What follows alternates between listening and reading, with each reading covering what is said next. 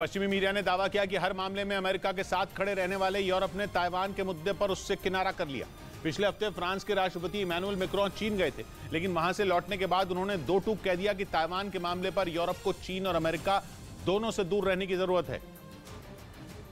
यानी ताइवान के मुद्दे पर यूरोप ने अमेरिका के साथ खड़े होने से इनकार कर दिया, जबकि दुनिया में हुए कई टकराव के दौरान यूरोप आंख मूंदकर अमेरिका का साथ देता रहा है, चाहे वो ईरान और इराक का मुद्दा हो या फिर यूक्रेन और रूस का। अमेरिका के हर फैसले का यूरोप के देशों ने बिना कोई सवाल किए समर्थन किया। चीन के दौरे से लौटने के बाद फ्रांस के राष्ट्रपति इमैनुअल मैक्रों के तेवर ही बदल गए। उन्होंने साफ कर दिया कि चीन और ताइवान के मामले से यूरोप के देशों को दूर रहना चाहिए। यही नहीं, उन्होंने ये भी कहा कि अमेरिका की हर बात मानने से यूरोप को सिर्फ और सिर्फ नुकसान ही होता है।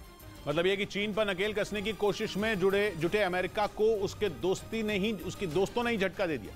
पश्चिमी मीडिया का दावा है कि चीन के दौरे से लौटने के बाद मैक्रोन शी जिनपिंग के मुरीद हो गए और वो लगातार चीन की तारीफ करने में जुटे हैं।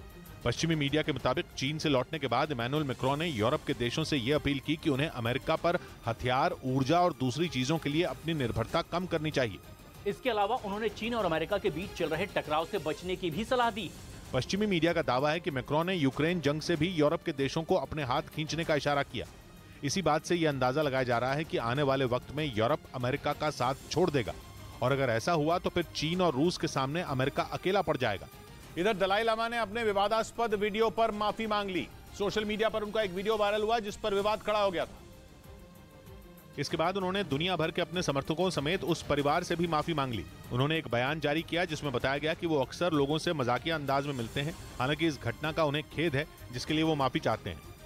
ब्रेकिंग न्यूज आ रही है। फिनलैंड के नेटो में शामिल होते ही रूस और फिनलैंड के बॉर्डर पर उथल पुथल मच गई है, क्योंकि फिनलैंड ने रूस की सीमा के पास बाड़ेबंदी का काम तेज कर दिया है।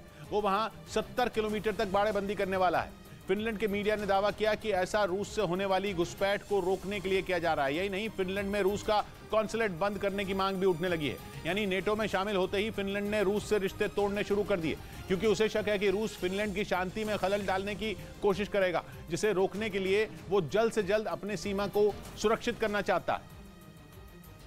और इसीलिए रूस और फिनलैंड के 1300 किलोमीटर लंबे बॉर्डर के 70 किलोमीटर हिस्से पर काम तेज हो गया और फिनलैंड वहां बाड़ेबंदी करने में जुट गया। फिनलैंड का 2025 तक काम पूरा करने का टारगेट है, जिसके बाद धीरे धीरे पूरी सीमा पर ऐसी ही सुरक्षा की जा सकती है, क्योंकि फिनलैंड और रूस अब पड़ोसी देश नहीं रहे बल्कि कट्टर दुश्मन बन चुके हैं, जिसकी वजह है फिनलैंड का नेटो में शामिल होना। जिसके बाद देखते ही देखते यूरोप में एक और जंग की जमीन तैयार होने लगी, क्योंकि फिनलैंड सीमा पर कटीली तारे बिछाने के अलावा रूस से सारे रिश्ते तोड़ने के मूड में।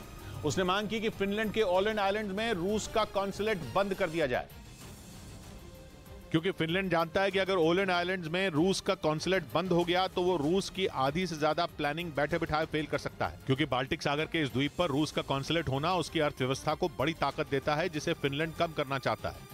फिनलैंड का पश्चिमी देशों के साथ होने वाला 90% व्यापार भी ओलैंड आइलैंड से ही होता है, क्योंकि ये बाल्टिक सागर में स्वीडन और फिनलैंड के बीचों बीच है और रूस फिनलैंड की इस अहम जगह पर बैठा हुआ है। यही नहीं, फिनलैंड को शक है कि रूस वहां से चोरी छिपे अपनी सेना को जानकारी भी देता था। यही वजह रही कि फिनलैंड के अखबारों में यह खबर छाई रही, जिसमें ओलैंड आइलैंड्स में रूस का कॉन्सुलेट बंद करने की मांग की गई।